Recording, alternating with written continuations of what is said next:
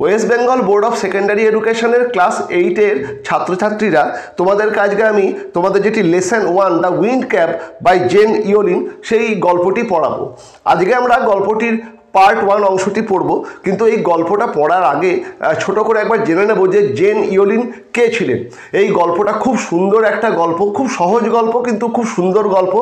পড়ে তোমরা খুব আনন্দ পাবে এবং আমি খুব সহজভাবে তোমাদেরকে গল্পটাকে বুঝিয়ে দিচ্ছি, ওকে, যাতে তোমাদের পরীক্ষাতে প্রশ্ন করতে খুব সুবিধা হয়।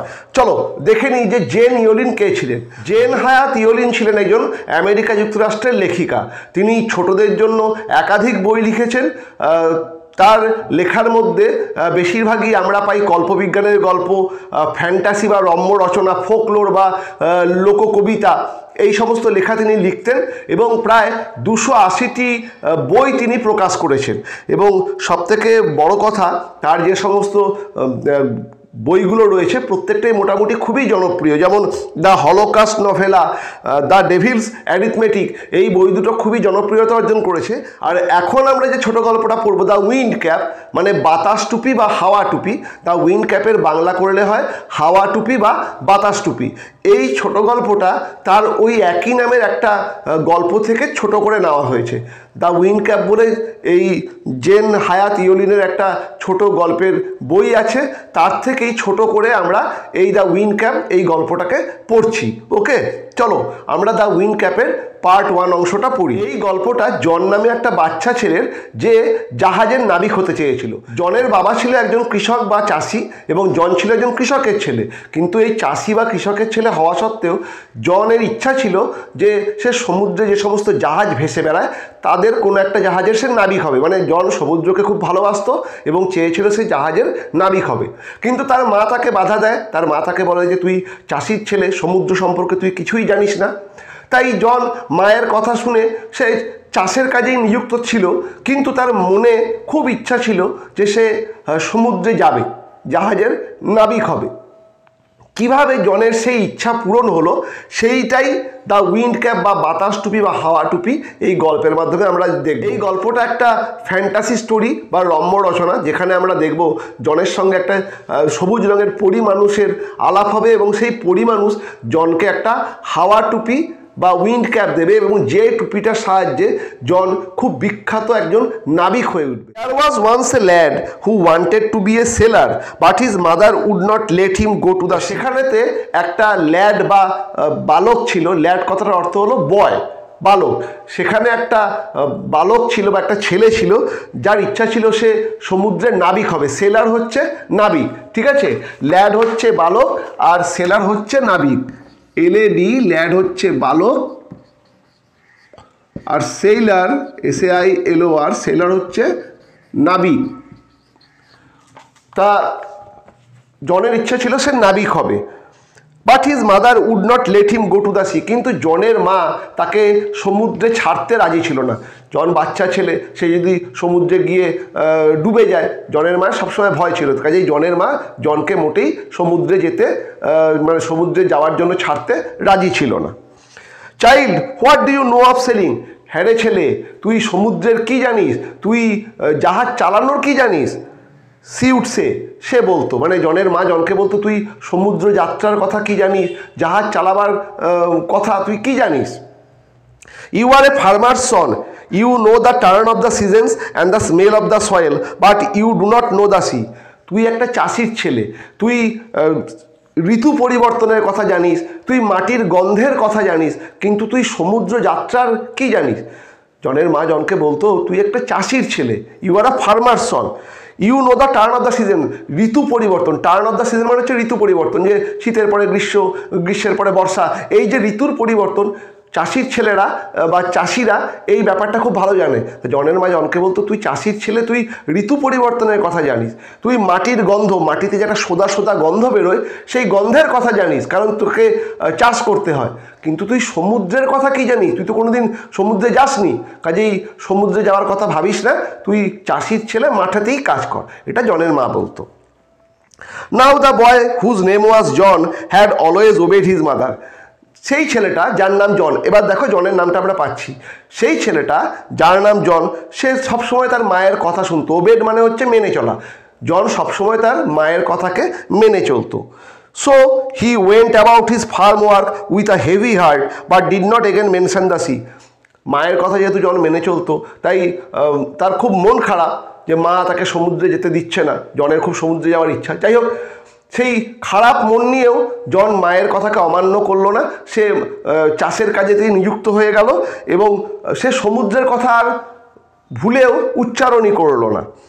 So he went about his farm work with a heavy heart, খুব ভারাক্রান্ত মন নিয়ে জন চাষের কাজে নিযুক্ত হলো, but did not again mention the sea, কিন্তু সমুদ্রের কথা সে আর কোনোদিনই উচ্চারণ করলো না, মুখ ফুটে বললোও না, ঠিক আছে, কিন্তু তার মনে মনে ইচ্ছাটা রয়েই গেছে। One day he had been walking behind the plough, একদিন জন লাঙলের পেছনে কাজ করছে। প্লাউ, প্লাউ কথাটার অর্থ হলো লাঙল, PLOUGH, প্লাউ কথাটার অর্থ হলো লাঙল।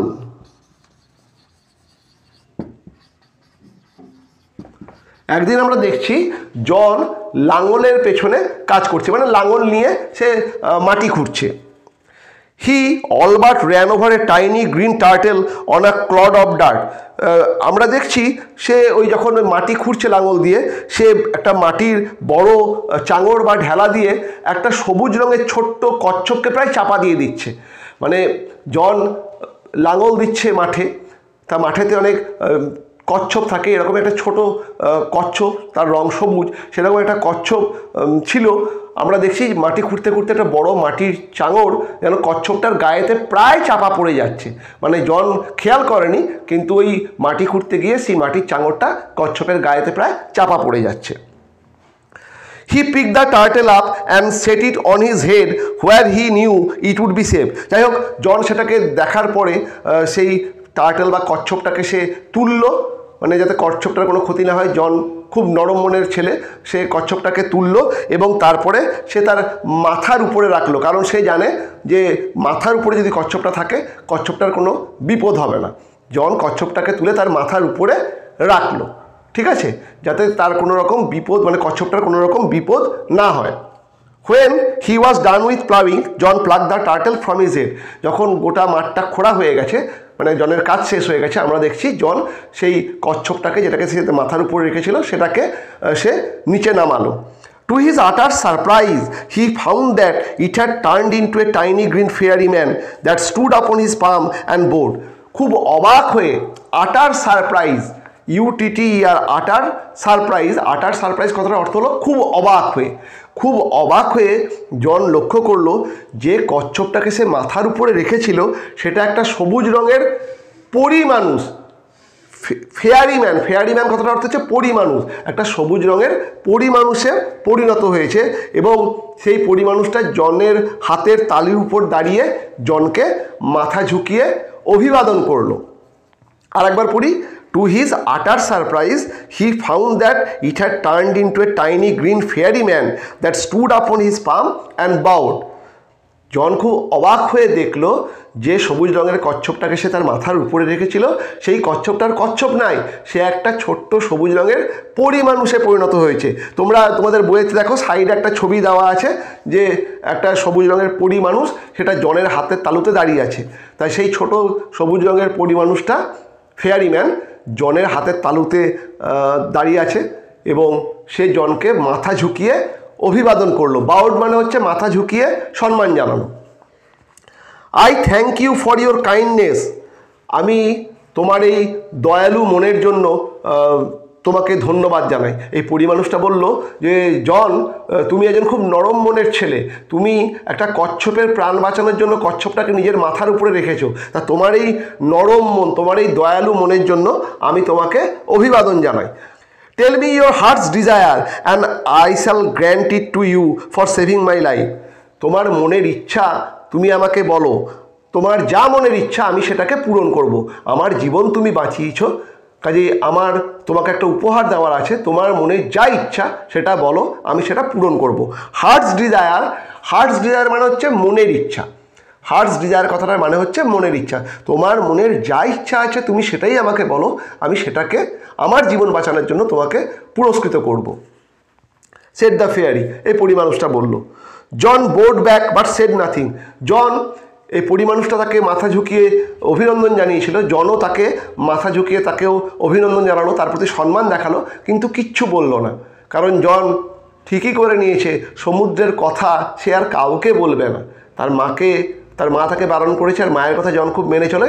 কাজেই জনের খুব সমুদ্রে যাওয়ার ইচ্ছা, কিন্তু জন কাউকে কিছু বলবে না, সে মনস্থির করেই নিয়েছে। কাজেই যখন সুযোগ পেল জন তার মনের কথা বলার, কিন্তু জন পরিমানুষকে কিছুই বলল না। Although his heart yearned to go out to the sea, he did not express his wish. যদিও তার মন সমুদ্রে যাওয়ার জন্য ব্যগ্র বা ব্যাকুল, সে তার মনের ইচ্ছা পরিমানুষকে জানালো না। Although his heart yearned কথাটা দেখো তোমাদের নিচেতেই এখানে এই গোলাপি রঙের ওই ওয়ার্ডগুলোর মানে পাশে দেওয়া আছে ওয়ার্ড নোটে। ইয়ার্ন কথাটা মানে হচ্ছে হ্যাড স্ট্রং ডিজায়ার, খুব ইচ্ছা।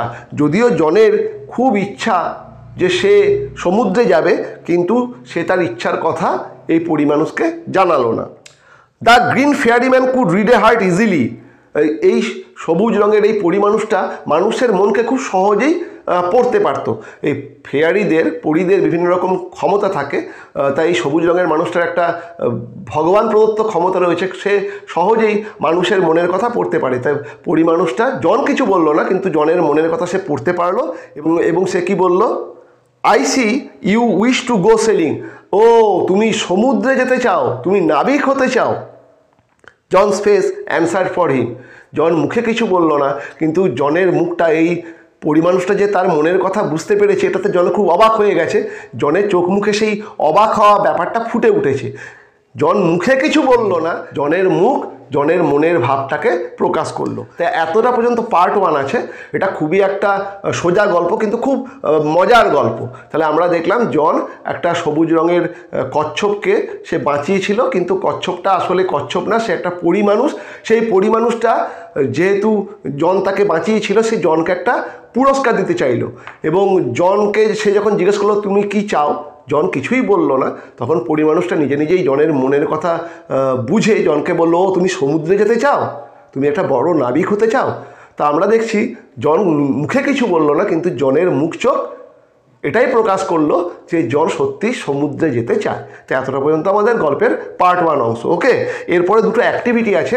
আজকের ক্লাসে আমরা অ্যাক্টিভিটি দুটোও পড়ে নেব, তারপরে নেক্সট ক্লাসে আমরা পার্ট 2 অংশটা পড়ব। অ্যাক্টিভিটি 1-এ দেখো টিক দ্য কারেক্ট অল্টারনেটিভ। এখানে বেশ কিছু সেন্টেন্স তুলে দেওয়া আছে, তার মধ্যে কিছু অল্টারনেটিভ দেওয়া আছে বা বিকল্প দেওয়া আছে, যেটা সঠিক তার পাশে আমাদেরকে রাইট চিহ্ন দিতে হবে। The lad had wanted to be a doctor, sportsman, sailor. এই ছেলেটা কি হতে চেয়েছিল? ডাক্তার হতে চেয়েছিল, স্পোর্টসম্যান বা খেলোয়াড় হতে চেয়েছিল, না সেলার বা নাবিক হতে চেয়েছিল? আমরা দেখছি এই ছেলেটা একটা সেলার বা নাবিক হতে চেয়েছিল। কাজে উত্তরটা হবে C, seller. Number 2, mother told the lad that he knew the smell of the soil, food or flower. মা জনকে বলল যে সে কিসের গন্ধ চেনে, মাটির, ফুড মানে খাবারের, না ফ্লাওয়ার বা ফুলের? আমরা দেখছি জনের মা জনকে বলল তুই মাটির গন্ধ চিনিস। কাজেই উত্তরটা হবে স্মেল অফ দ্য, এতে আছে soil. Okay. Number 3, John put the turtle on his back, head or hand. John এই কচ্ছপটাকে কোথায় রাখলো? তার পিঠে রাখলো, না মাথায় রাখলো, নাকি হাতে রাখলো? আমরা দেখছি জন এই কচ্ছপটাকে তার মাথায় রাখলো। কাজে উত্তরটা হবে B, head. Number 4, the ferryman wanted to know John's age, name, heart's desire. এই পরিমানুষটা জনের কোন জিনিসটা জানতে চাইলো? তার বয়স জানতে চাইলো, নাকি তার নাম জানতে চাইলো, না তার মনের ইচ্ছা জানতে চাইলো? আমরা দেখছি এই পরিমানুষটা জনের মনের ইচ্ছা, জনস হার্টস ডিজায়ার, সেটা জানতে চাইলো। কাজে উত্তরটা হবে সি, হার্টস ডিজায়ার। ওকে।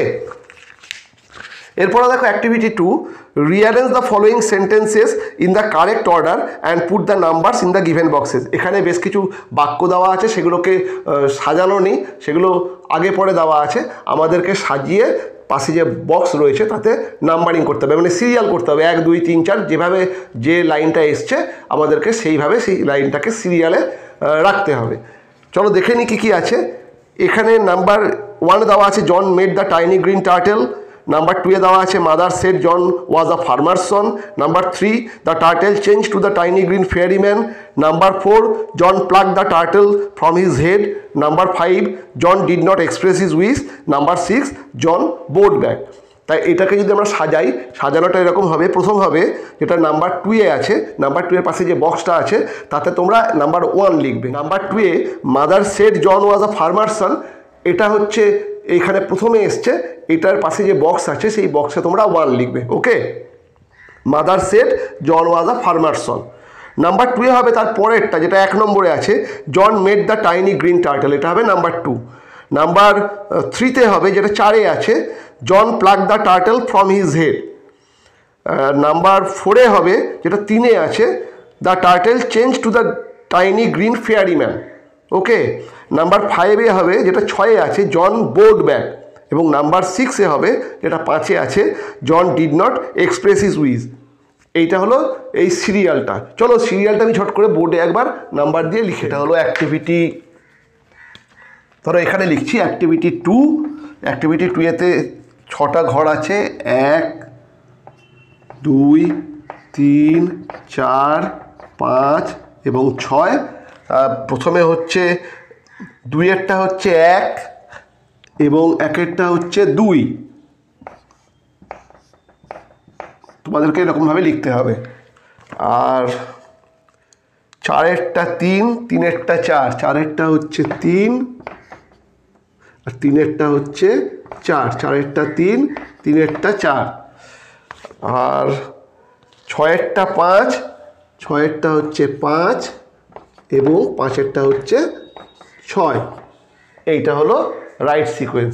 ওকে, করে নিও, ঠিক আছে। তা আজকে আমাদের এই দ্য উইন্ড ক্যাপের পার্ট 1 শেষ হলো। নেক্সট দিন আমরা উইন্ড ক্যাপের পার্ট 2 পড়বো, ঠিক আছে। তোমাদের কোনো অসুবিধা হয়নি তো? ঠিকমতো বুঝতে পেরেছো তো? দেখো খুব সোজা করে বুঝিয়ে দিলাম, ভালো করে ঘরে গিয়ে এটা পড়ে নেবে। ওকে, আর যারা এই চ্যানেলে নতুন এসছো তারা সবাই চ্যানেলটাকে সাবস্ক্রাইব করে নিও। যদি ভিডিও ভালো লাগে লাইক করো, যদি কিছু জানানোর থাকে, এই কোনো জায়গায় যদি তোমরা বুঝতে না পারো বা কিছু তোমাদের প্রশ্ন থাকে আমাকে কমেন্টের মাধ্যমে জানিও। ওকে, দেখা হচ্ছে নেক্সট টিউটোরিয়ালে।